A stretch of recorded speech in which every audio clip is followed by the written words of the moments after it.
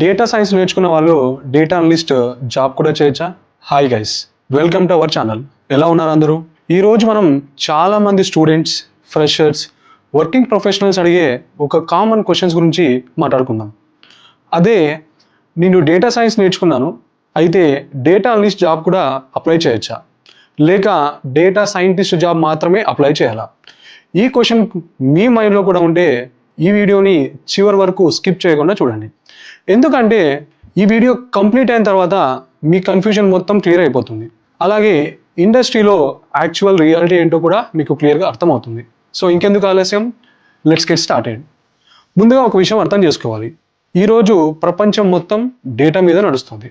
మీరు ఉదయం లేచిన దగ్గర నుండి రాత్రి పడుకునేంత వరకు చేసే ప్రతి యాక్టివిటీ ఒక డేటాని జనరేట్ చేస్తుంది. సో ఇన్స్టాగ్రామ్ స్క్రోల్ చేసిన డేటా, యూట్యూబ్ వీడియోస్ చూసిన డేటా, గూగుల్లో సెర్చ్ చేసిన డేటా, అమెజాన్లో షాపింగ్ చేసిన డేటా, స్విగ్గీలో ఫుడ్ ఆర్డర్ చేసిన డేటా, ఫోన్పే లేదా గూగుల్ పే ద్వారా పేమెంట్ చేసిన డేటా, ఇలా ప్రతి క్లిక్, ప్రతి సెర్చ్, ప్రతి ట్రాన్సాక్షన్ ఒక డేటా పాయింట్. కానీ ఇక్కడ ఒక ఇంట్రెస్టింగ్ క్వశ్చన్ వస్తుంది. కంపెనీస్ దగ్గర కోట్ల సంఖ్యలో డేటా ఉంది, కానీ ఆ డేటాని ఎలా ఉపయోగించాలి, ఎలా అనలైజ్ చేయాలి, బిజినెస్ డెసిషన్స్ ఎలా తీసుకోవాలి? ఇదే అసలైన ఛాలెంజ్. ఇక్కడ డేటా అనలిస్ట్, డేటా సైంటిస్ట్ ఇలాంటి రోల్స్ చాలా ఇంపార్టెంట్ అవుతాయి. ఇప్పుడు చాలామంది చేసే పెద్ద మిస్టేక్ ఏంటంటే, డేటా అనలిస్ట్ ఒక రోల్, డేటా సైంటిస్ట్ ఇంకో రోల్, కాబట్టి రెండు పూర్తిగా డిఫరెంట్ కెరియర్స్ అనుకుంటారు. కానీ యాక్చువల్ ఇండస్ట్రీలో అలా ఉండదు. అవి ఒకే డేటా ఎకో సిస్టంలో ఉండే డిఫరెంట్ లెవెల్స్.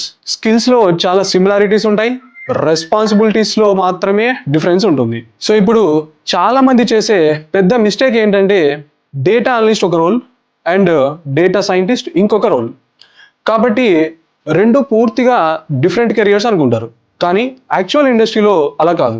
అవి ఒకే డేటా ఎకో సిస్టంలో ఉండే డిఫరెంట్ లెవెల్స్. స్కిల్స్లో చాలా సిమిలారిటీస్ ఉంటాయి, రెస్పాన్సిబిలిటీస్లో మాత్రం డిఫరెన్స్ ఉంటుంది. ముందుగా డేటా అనలిస్ట్ గురించి మాట్లాడుకుందాం. సో సింపుల్గా చెప్పాలంటే, డేటా అనలిస్ట్ పని డేటాను చూసి బిజినెస్కి యూస్ఫుల్ ఇన్సైట్స్ ఇవ్వడం. కంపెనీస్ సేల్స్ ఎందుకు తగ్గాయి, ఏ ప్రోడక్ట్ ఎక్కువ అమ్ముడవుతోంది, ఏ సిటీలో కస్టమర్స్ ఎక్కువ ఉన్నారు, మార్కెటింగ్ క్యాంపెయిన్ పని చేసిందా లేదా, ఇవన్నీ అనలైజ్ చేసి రిపోర్ట్స్ ఇవ్వడం డేటా అనలిస్ట్ రెస్పాన్సిబిలిటీ.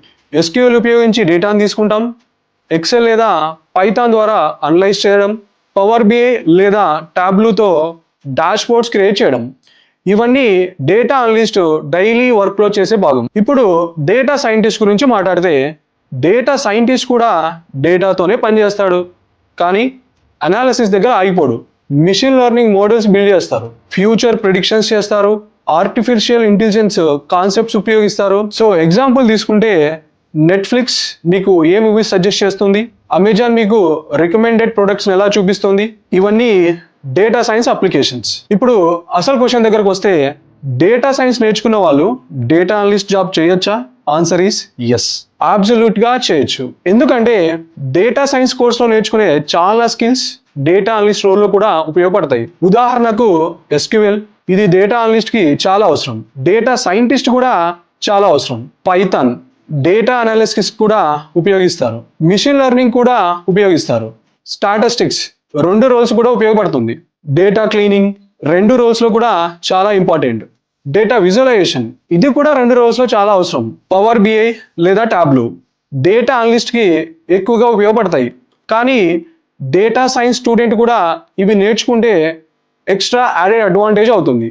అంటే స్కిల్స్ చూసుకుంటే డేటా సైన్స్ ఒక బిగ్గర్ డొమైన్, డేటా అనలిస్ట్ అందులో ఒక ఇంపార్టెంట్ పార్ట్.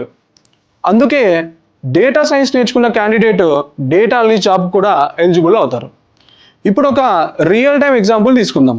సపోజ్ మీరు డేటా సైన్స్ కోర్స్ కంప్లీట్ చేశారు. కోర్స్లో ఎస్క్యూఎల్ నేర్చుకున్నారు, పైథాన్ నేర్చుకున్నారు, ఎక్సెల్ మీద కూడా వర్క్ చేశారు, power BI dashboards create చేశారు, కస్టమర్ సేల్స్ అనాలిసిస్ ప్రాజెక్ట్ చేశారు. రెజ్యూమ్లో ఇవన్నీ ఉన్నాయి. ఇప్పుడు ఒక కంపెనీ డేటా అనలిస్ట్ హైరింగ్ చేస్తుంది. రిక్రూటర్స్ మీ రెజ్యూమ్ చూసినప్పుడు ముందు ఏం చూస్తాడు? మీ కోర్స్ నేమ్ చూస్తాడా? లేదు. ముందుగా మీ స్కిల్ చూస్తాడు, ప్రాజెక్ట్స్ చూస్తాడు, ప్రాబ్లమ్ సాల్వింగ్ చూస్తాడు, బిజినెస్ అండర్స్టాండింగ్ చూస్తాడు, ఇంటర్వ్యూలో మీరు ఎలా ఎక్స్ప్లెయిన్ చేస్తున్నారో చూస్తారు.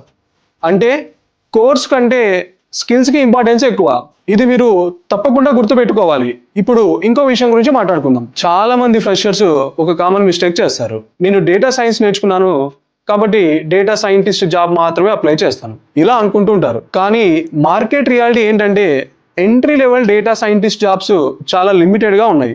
కానీ డేటా అనలిస్ట్ ఓపెనింగ్స్ మాత్రం చాలా ఎక్కువగా ఉంటాయి. అందుకే చాలా మంది ప్రొఫెషనల్స్ కెరియర్ని డేటా అనలిస్ట్గా స్టార్ట్ చేసి ఎక్స్పీరియన్స్ వచ్చిన తర్వాత డేటా సైంటిస్ట్గా మూవ్ అవుతారు. ఇది ఇండియాలో మాత్రమే కాదు, USA, Canada, Germany, UK, Australia, so ఇలా ఆల్మోస్ట్ అన్ని కంట్రీస్లో ఇదే కెరియర్ పాత్ చాలా కామన్.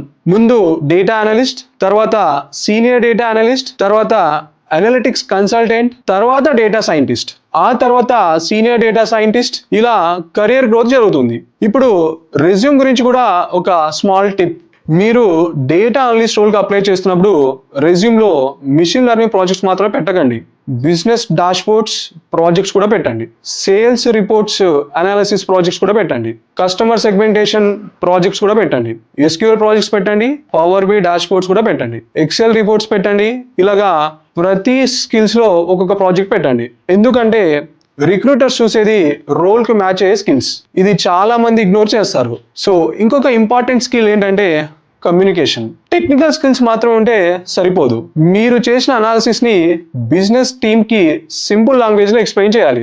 దీనినే ఇండస్ట్రీలో డేటా స్టోరీ టెల్లింగ్ అంటారు. అంటే గ్లోబల్ కంపెనీస్ ఈ స్కిల్స్కి చాలా ఇంపార్టెన్స్ ఇస్తున్నాయి. ఎందుకంటే డాష్బోర్డ్స్ క్రియేట్ చేయడం ఒక స్కిల్, ఆ డాష్బోర్డ్ వల్ల బిజినెస్ కి ఏ బెనిఫిట్ వచ్చిందో ఎక్స్ప్లెయిన్ చేయడం ఇంకొక స్కిల్. ఇప్పుడు చివరిగా ఒక చిన్న కెరియర్ అడ్వైస్. మీ గోల్ డేటా సైంటిస్ట్ అవ్వడం అయితే కూడా డేటా అనలిస్ట్ రోల్ ని చిన్నగా చూడకండి. ఇది స్ట్రాంగ్ ఫౌండేషన్ ఇస్తుంది. బిజినెస్ ఎలా వర్క్ చేస్తుందో నేర్పిస్తుంది. రియల్ టైం డేటాతో ఎక్స్పీరియన్స్ ఇస్తుంది. స్టేక్ హోల్డర్స్తో ఎలా కమ్యూనికేట్ చేయాలో నేర్పిస్తుంది. ఈ ఎక్స్పీరియన్స్ ఫ్యూచర్లో డేటా సైంటిస్ట్గా గ్రో అవ్వడానికి చాలా హెల్ప్ చేస్తుంది. అందుకే డేటా సైన్స్ నేర్చుకున్న తర్వాత డేటా అనలిస్ట్ జాబ్స్ కూడా అప్లై చేయడం తప్పు కాదు. యాక్చువల్గా ఇది చాలా స్మార్ట్ కెరియర్ డిసిషన్. సో ఈ రోజు వీడియోలో మనం తెలుసుకున్నది ఏంటంటే డేటా సైన్స్ నేర్చుకున్న వాళ్ళు డేటా అనలిస్ట్ జాబ్కి ఖచ్చితంగా అప్లై చేయొచ్చా?